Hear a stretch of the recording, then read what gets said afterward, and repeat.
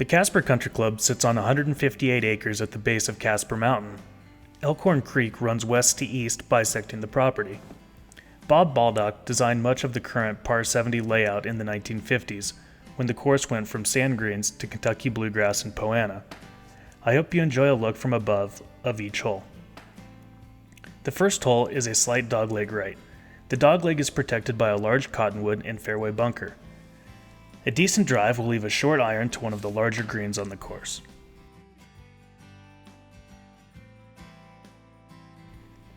The second hole is a short par 4. A tee shot of 200 yards will leave a 100-yard approach. If you take on the green, there is out-of-bounds long and bunkers from 75 to 40 yards out. These can catch a slightly missed drive, leaving a very awkward second.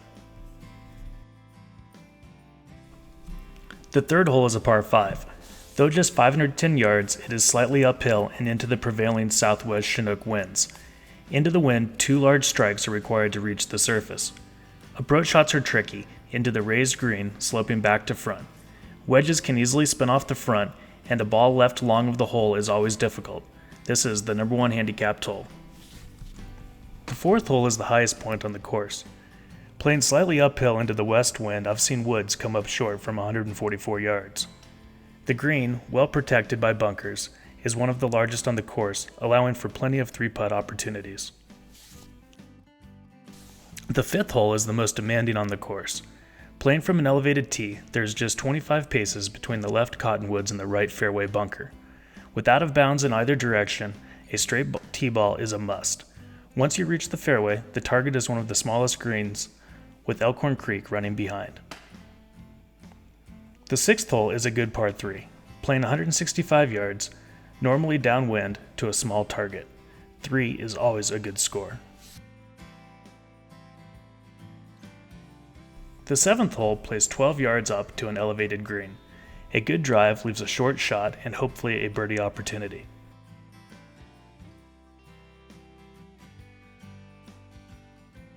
The eighth hole plays 15 yards downhill, making it close to drivable for the long hitter with the trailing breeze.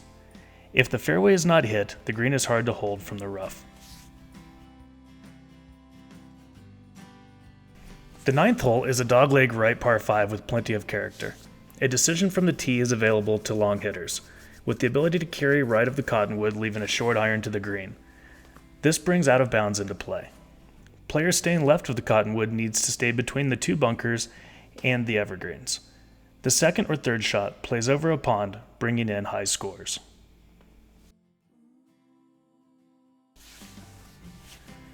The 10th hole is a great short par 4. Tall cottonwoods challenge the drive or second shot. Elkhorn Creek runs the right side of the hole till 80 yards out, then crosses the hole to the left of the green. The 11th hole is a birdie hole, playing as the 18th handicap, but the green is one of the steepest from back to front, leaving a tough putt or chip from behind the hole.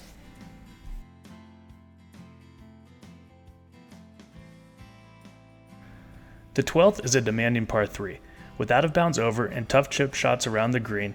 An accurate, well-weighted iron is of utmost importance. The green has a ridge running front to back, creating some interesting putts. The 13th is a good par 4. With out of bounds right and a predominantly left to right wind, you must keep it left. But left, there are evergreens and a fairway bunker. After an accurate tee shot, the second shot plays slightly downhill to another small target.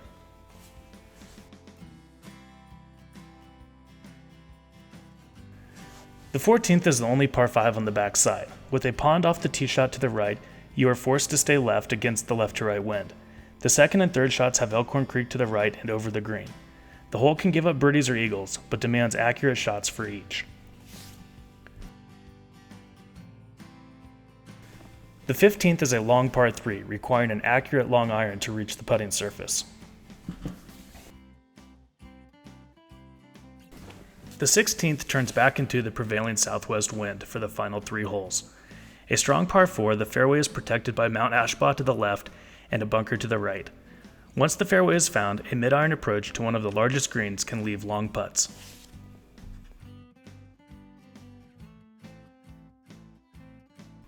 Number 17 is another demanding par 3. Normally playing a bit longer than the yardage, a well-struck shot is a must.